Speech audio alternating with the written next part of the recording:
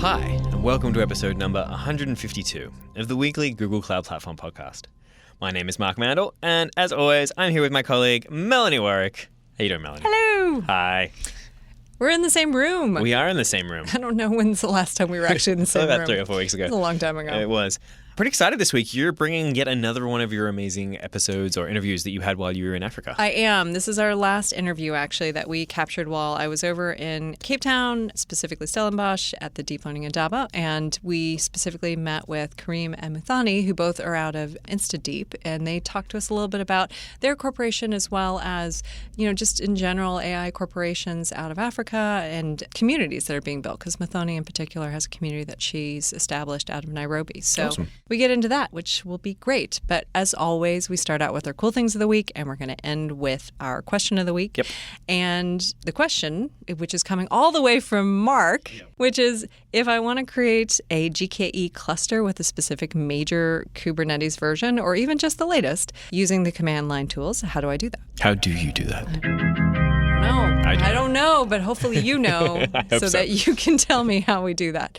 All right, so cool things of the week. We're going to kick it off with an article we both found, and this was actually Mark found. And this is this article that's titled, "Is There Life on Other Planets? Google Cloud is working with NASA's Frontier Development Lab to find out." So it's really interesting, actually. It talks a little bit about these two approaches that they've broken down into researching the biologies of distant planets.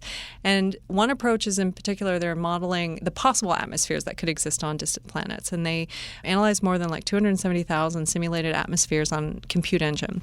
And this modeling that they did, they actually have code that they've shared on GitHub. It's called PyAtmos, and there's a link in the blog post that you can check out. And then the second approach is that they're then generating an actual spectral data set of over 3 million rocky terrestrial exoplanets with machine learning. So oh my God. Apparently we don't have enough data yet, but we have a ton of visual images that have been captured by different satellites that exist. And then they've done a significant amount of simulating as well to try to help come up with good models to identify rocky terrains that would potentially have life. So that data set they're planning to release sometime in the near future, and you can keep an eye out for it. But you should check this blog out. It's interesting. And nice. Just hearing about what's going on in that space and how machine learning technology is playing a role.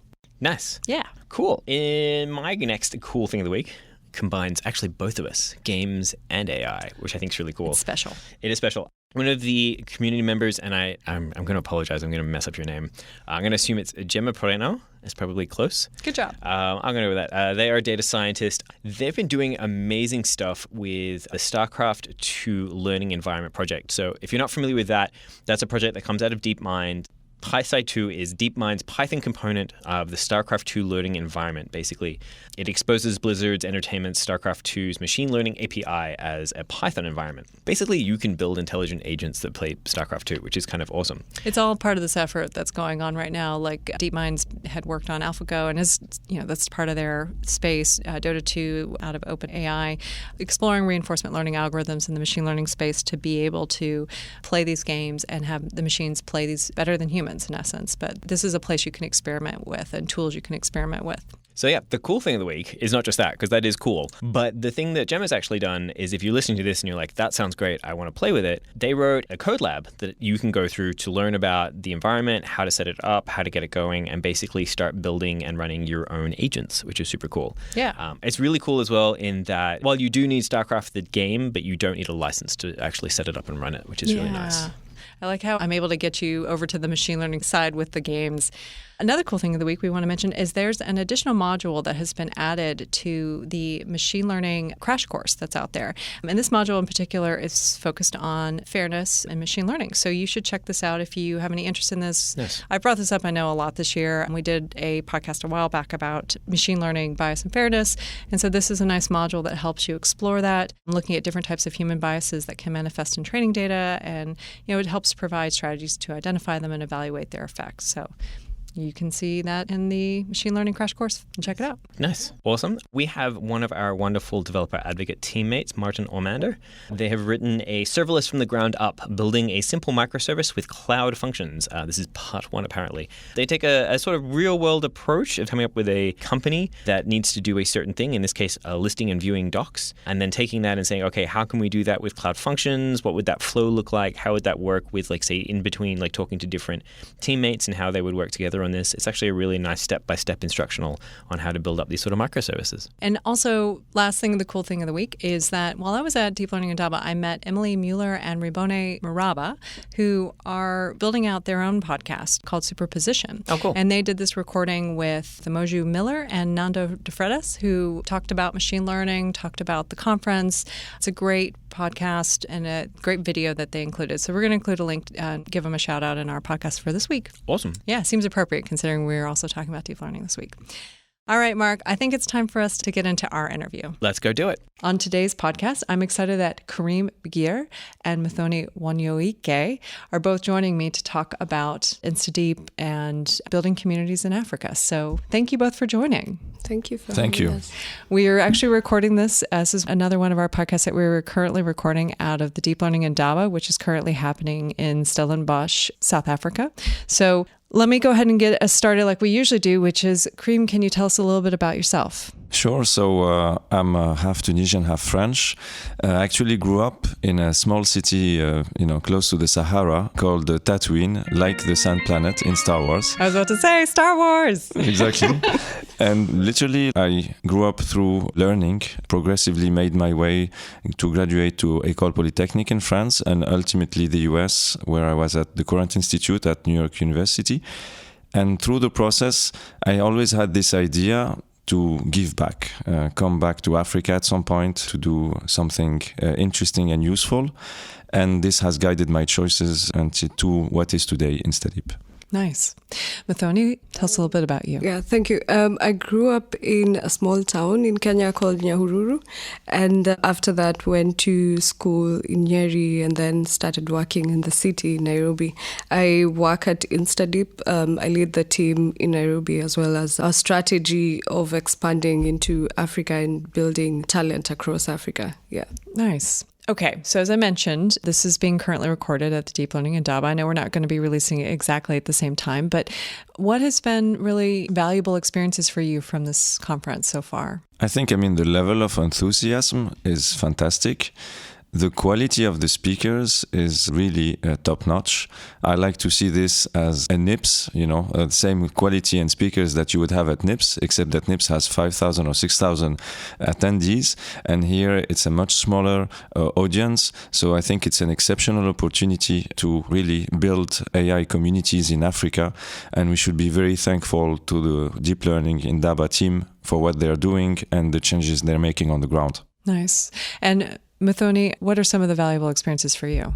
For me, I think having been part of planning the Indaba this year, the main takeaway for me has just been to see all the people that we've been communicating with over many months come together, and to also see the quality of research that is coming out of Africa, and very interesting posters are being presented every day, as well as very interesting sessions, for example, to build on machine learning skills or how to write good paper skills, and that kind of experience has been really good. Nice.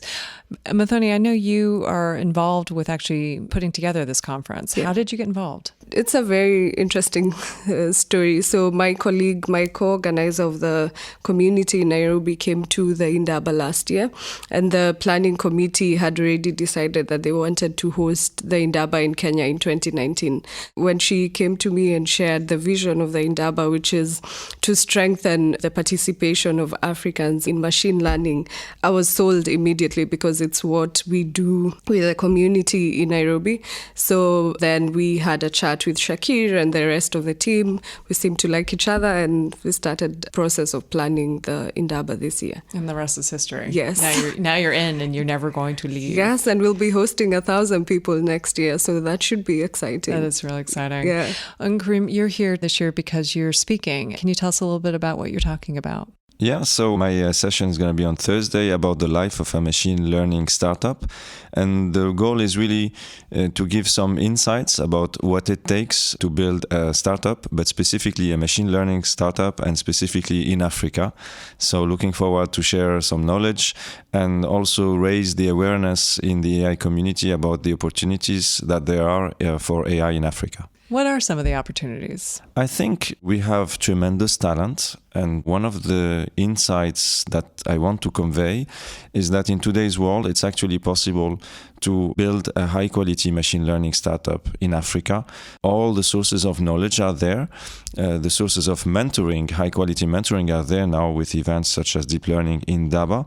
So really make the new generation aware of what's possible and share some of the enthusiasm and some of the experience that we've been through at Instadeep. And tell us a little bit about what Instadeep does, how it started.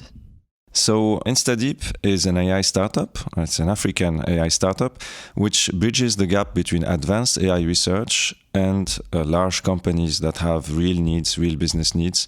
So the way we've done that is by developing our own research, but being able to explain and convey to the communities, to the companies, how advanced AI can benefit to them. So that has been, our experience.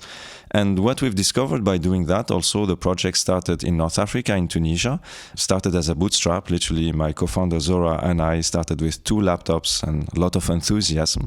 Nice. And what we've discovered is that it's actually possible to bring promising African talent to competitive levels in AI, to be able to add real values to companies in Africa and beyond.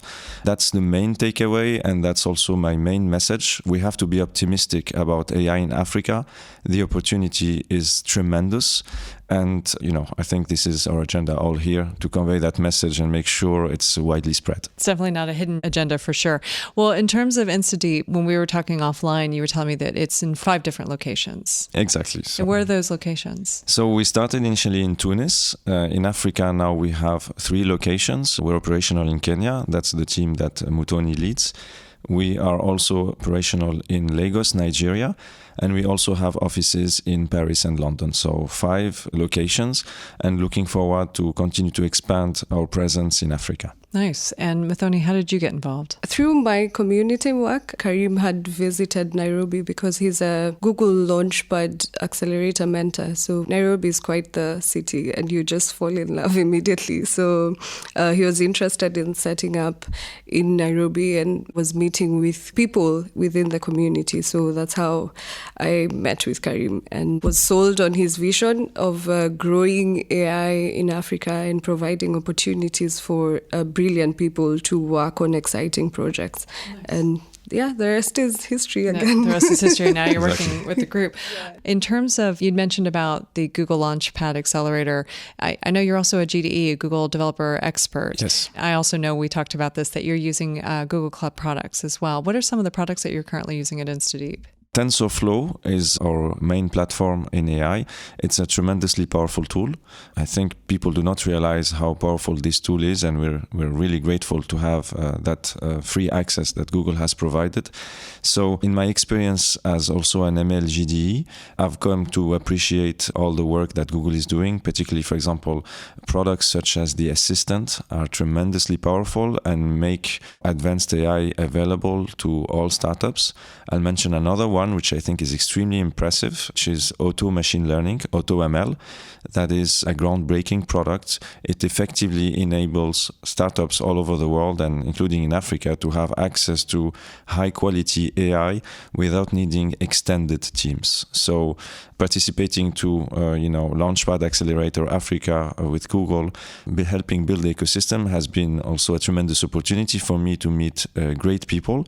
And it's through those channels that I have come to meet with Muthoni, and also been convinced that now is the time to make a difference on the ground in Africa. So it has encouraged me and acted as a catalyst to the vision I initially had. Nice. And you were mentioning about communities, Muthoni. I do want to talk a little bit about, there's a community in particular that you run, which is the Nairobi Women in Machine Learning. How did you get involved with that community? the community with Kathleen 2 years ago. I had just graduated from my undergrad and was working in government, the Kenya Open Data Initiative. And there was a lot of buzzwords around big data, AI and all that. And there was a lot of expectations in our scope of work. So we were learning a lot of new skills, but I felt the need to connect with people who are working in a similar space so we can share ideas or resources or just know what is happening around the world together. So that's how I learned about the Women in Machine Learning and Data Science community and reached out to them, and they were happy to help us get set up in Nairobi.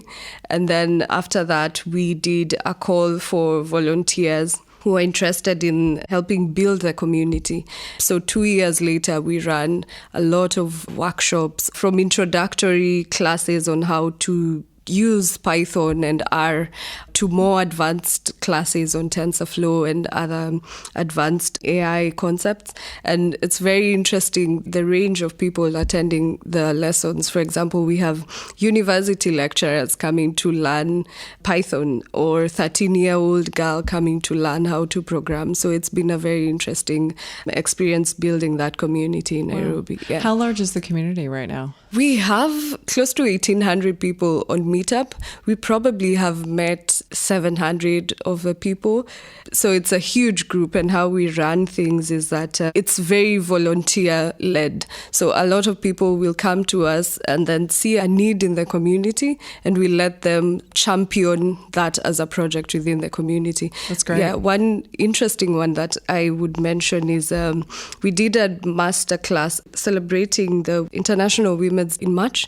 We did a masterclass introduction in Python and R, and the ladies attending were very, very interested in it, and 2 of them volunteered to grow that class, and now they're doing a course across 4 months and have a class of about 30 ladies in Nairobi and in Kenya doing the course by themselves remotely, and then giving feedback every week and results and sharing knowledge and skills. What do they use to help work remotely together? They use Slack. So they coordinate class on Slack. We took the R for data science workbook by Hadley Wickham, and then divided that across and made that a curriculum spread out over 4 months.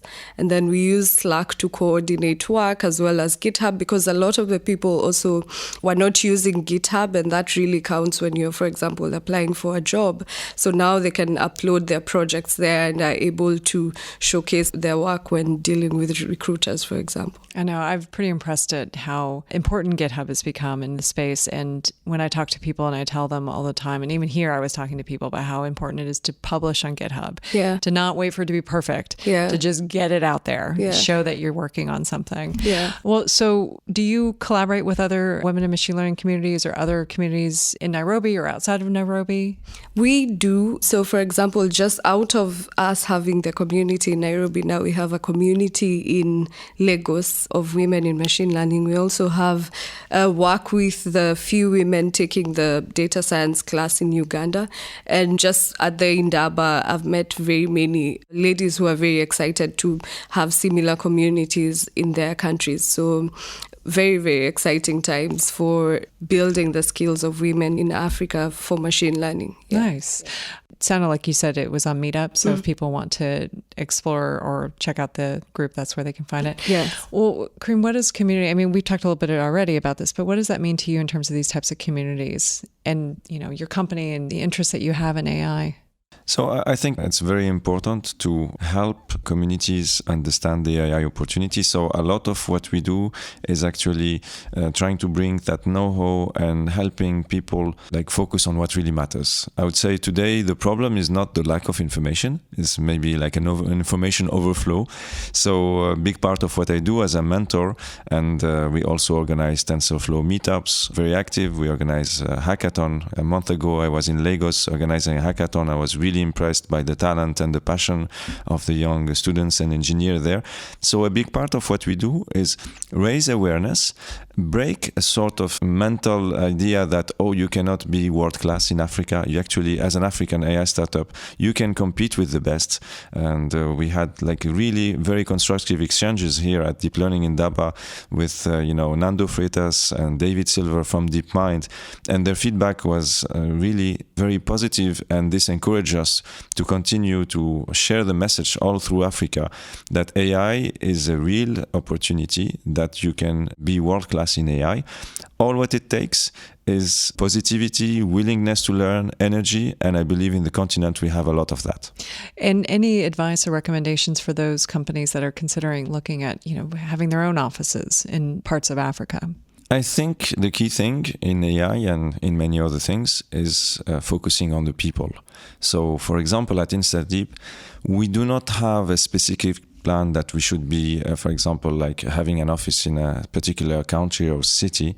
It is really driven by the quality of the people. When we feel we have the right partners, and we're so excited to have Muthoni in Kenya, we have a great machine learning team also in Nigeria.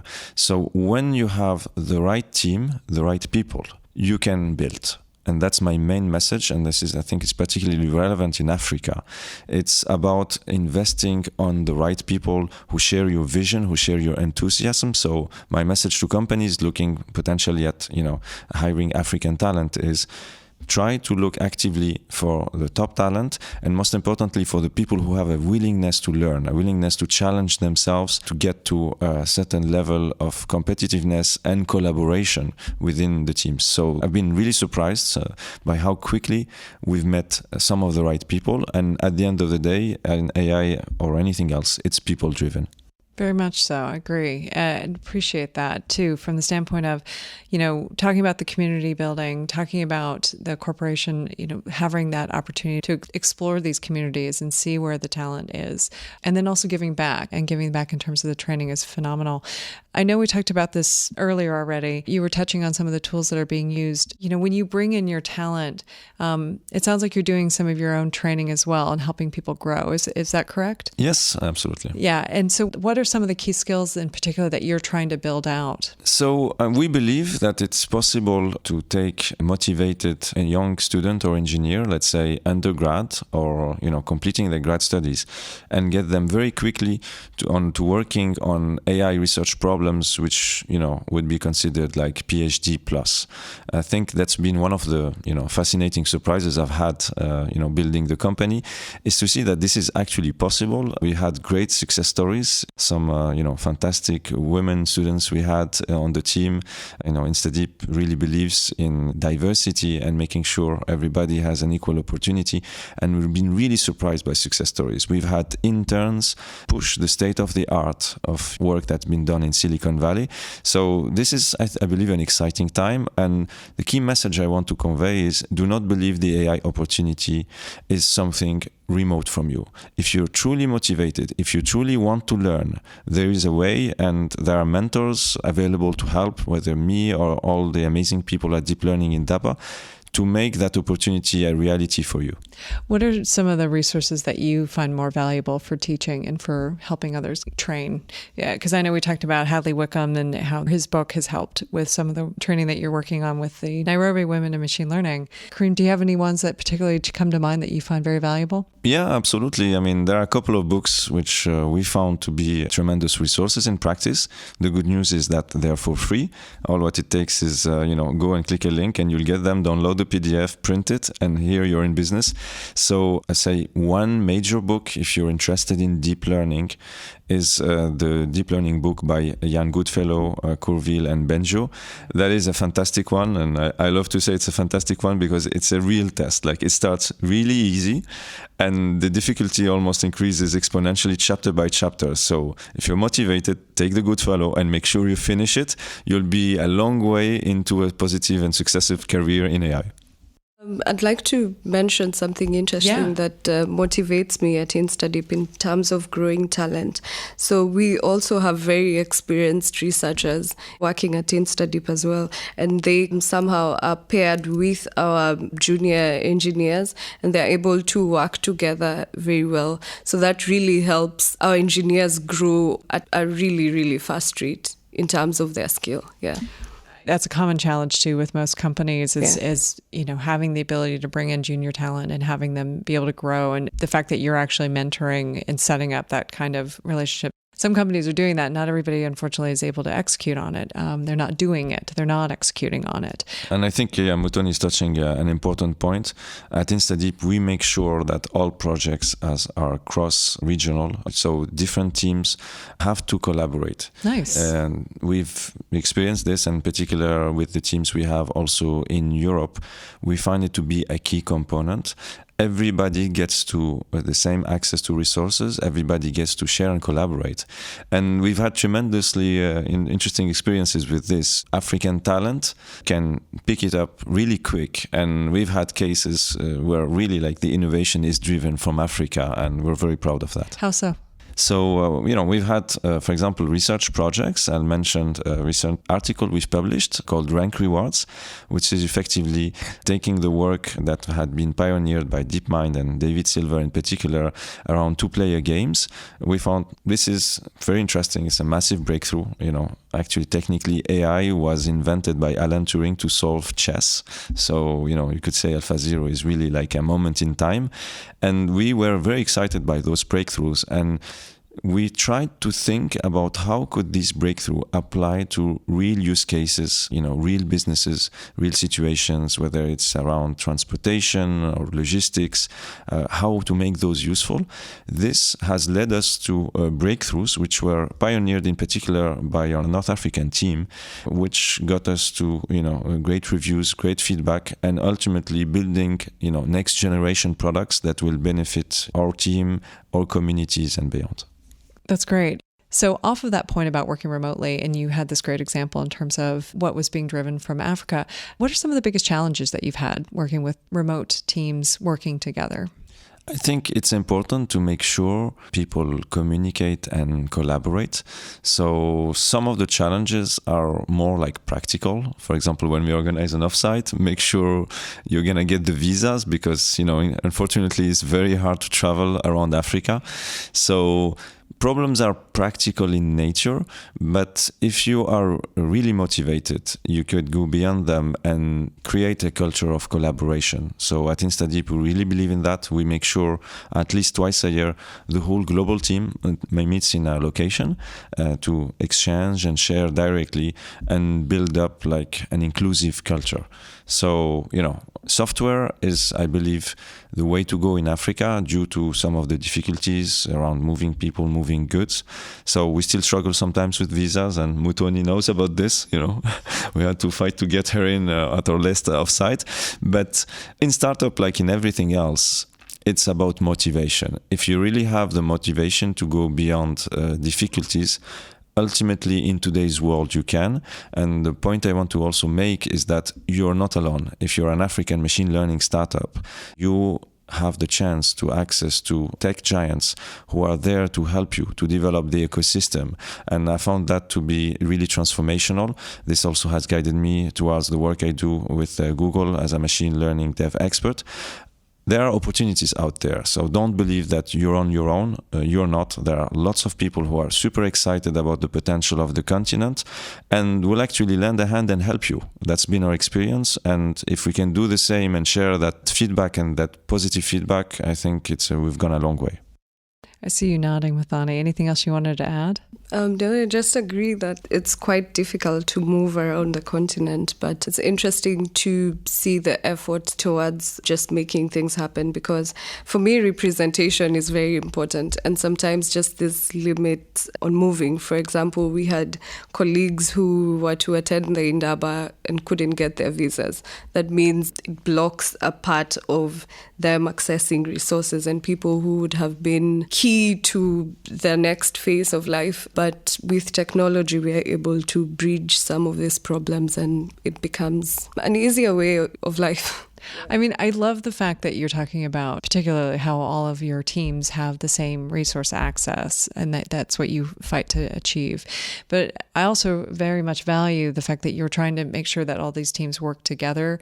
I mean, I've worked with remote teams as well, and I feel like I'm stronger when I work with people who are from different backgrounds, different mindsets. And it sounds like that's a large part of what's driving this and also what you experience as well. Yeah, correct? You have to create a culture of inclusiveness and empowerment. Right. All our teams are treated the same no matter where they are. We value ideas, we value intellectual curiosity. So we've had cases where, somebody was supposed to work on something but turned out to be brilliant at something else. We love that kind of like positive surprises. And if you create an environment which is positive, which pushes people up and rewards constant learning, intellectual curiosity, you are bound to have good surprises.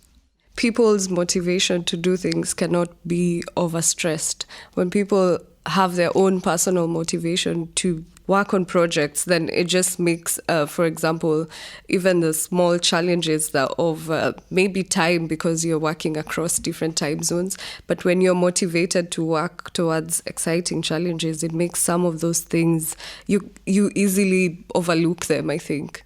Yeah. Nice. Yeah. Well, anything else that we didn't already cover that you wanted to touch on, that you wanted to emphasize, whether it's about Instadeep, about building communities, about Deep Learning Indaba? No, I think, to conclude, I think it's really an exciting time for Africa because there is a transformative technology, AI, which is happening and will continue to happen for the foreseeable future. And at the same time, the resources are progressively there to make taking opportunities, building up businesses, employing people a reality. So we're super excited about this at Instadeep and within the Deep Learning Indaba. It's a community of like-minded people who really sense the opportunity. So I think, this is a historic opportunity for Africa and we're super excited about it. And ultimately, it's about building all this together. This is the message of, Deep Learning Indaba. We build together and that will make a difference. So my message to anybody who's listening is do not believe that, this is, beyond you. Be part of it. Bottoms up approach ultimately is the way to go. This is what will change Africa. And all what it takes is a bit of motivation, a bit of curiosity, and not being afraid to get started. Great things will happen. That's wonderful. And it actually reminds me of something I heard you say the other night. Muthoni was saying yes to things that are also things that feel like they're impossible or out there beyond you. Did you want to add anything else? For me, my experience has been that I like to do personal assessment. And some time earlier this year, I realized that I prefer, my comfort zone is lurking in the shadows and just doing stuff quietly and silently or on Twitter. So when a friend recommended the year of yes, then for some reason it stirred something in my mind. And that is how I ended up, for example, accepting to join Instadeep because it was a challenge that I wouldn't have accepted a few months back or being part of the Indaba. So yeah, I think I would encourage people to say yes to opportunities that really, really scare them because sometimes comfort doesn't grow you as much. So yeah. And one last thing, I'm very excited to host the Indaba next year. It's another huge, huge challenge, but I'm sure it's going to be a fantastic year. So I look forward to having the Indaba in Kenya in 2019. And on my side, very excited about, the next Indaba, which I'm sure Muthoni is going to be a big part of organizing. And also, maybe something else I wanted to add is about machine learning in Africa. I think now is the time to prove to the world as Africans that we can raise, that even companies out of Africa can be competitive, can stand on their feet and basically provide the value added that we need to make sure our communities and our economies are successful in the 21st century. That's what we're trying to do at Instadeep. And, if I had a wish is to see in the future like successful AI companies emerging from Africa with the help and collaboration of, tech partners and all people of goodwill. But this is what we haven't seen yet. that. And in particular, Instadeep, that's what motivates me every day. Can we prove as Africans that we can raise to the opportunity and build something great for all the communities and all the partners we work with? Karim, Muthoni, thank you very much for coming on the podcast. Thank you for having us. Thanks a lot. Thank you. Thank you again, Karim and Muthoni, for coming on the podcast and talking to us about AI, corporations, communities, Instadeep, all the things. We really appreciate it. Yeah, thanks so much. That was really, really interesting. Mark, question of the week. Question of the week. If I want to create a GKE cluster with a specific major Kubernetes version, or even just the latest, using the command line tools, how do I do that? This is something that I've run into, and I was exploring really? it. Did you run into this? No, I did. I really ran into this. Right. So GKE runs very specific versions of Kubernetes, right? So for example, like 1.10 is available right now. So if I'm running on the GKE, I might be running 1.10.6, and then usually like there's a patch release, so like -GKE.6 or .7 or .4. And those can roll through pretty quickly. You may be like on one day, like, sort of like 2 or 3 weeks ago, you're running 1.10.6-GKE.1. And then, if you come back a few weeks later or a month later, it might be GKE.4, and the old version might not be available anymore. And you might have run scripts either through the command line or possibly even deployment manager as well that are very specific. They might be like, okay, yes, I need this version, 1.10.7.GKE-3. And that's not available anymore. Now suddenly all your scripts break, and it sucks. And I've run into that as well, where I have to update the script every time I want to create a cluster, either with gcloud or deployment manager. But you don't have to, which is super nice. Wow. It's amazing. It's amazing. So the really nice thing is you can actually specify a general cluster version. So say, for example, I want to create a version just like a 1.10. I'm like, I don't care which dot version of 1.10, just create me a 1.10. I can actually say in my initial cluster version in deployment manager or cluster-version in gcloud, basically I can just say equals 1.10. And it's just going to grab the latest 1.10. If I want a patch release, I can say like 1.10.7. And then it'll always grab the latest one of that and, the -GKE on the end. Or if I just want the latest, I can just write latest. Hey. Yeah, so it'll just work it out for you behind the scenes. And it can save you a lot of time, make your scripts a little less brittle, and make things a little bit easier for you. We like easy. Yep. Cool. Mark, where are you going to be? I will be at KubeCon in December, but other than that, doing some vacation next month. Yeah. Vacation. You? I will be at SOCMO at the end of November, and that's the main plan. Cool. That sounds good. Yeah. So real quick before we wrap, absolutely, I want to just do a quick little PSA. If you are in the U.S., please vote. Yes. We're not going to sit here and tell you who to vote for. I've got my own opinions, but you can check out my Twitter feed if you want to know my opinions. But yeah, please vote. If you're thinking about it, if you're on the fence, whatever, please definitely vote this midterm election. Awesome. Well, Melanie, thank you so much for that. And thank you for joining me for yet again on this week's podcast. Thank you, Mark. And thank you all for listening. And we'll see you all next week.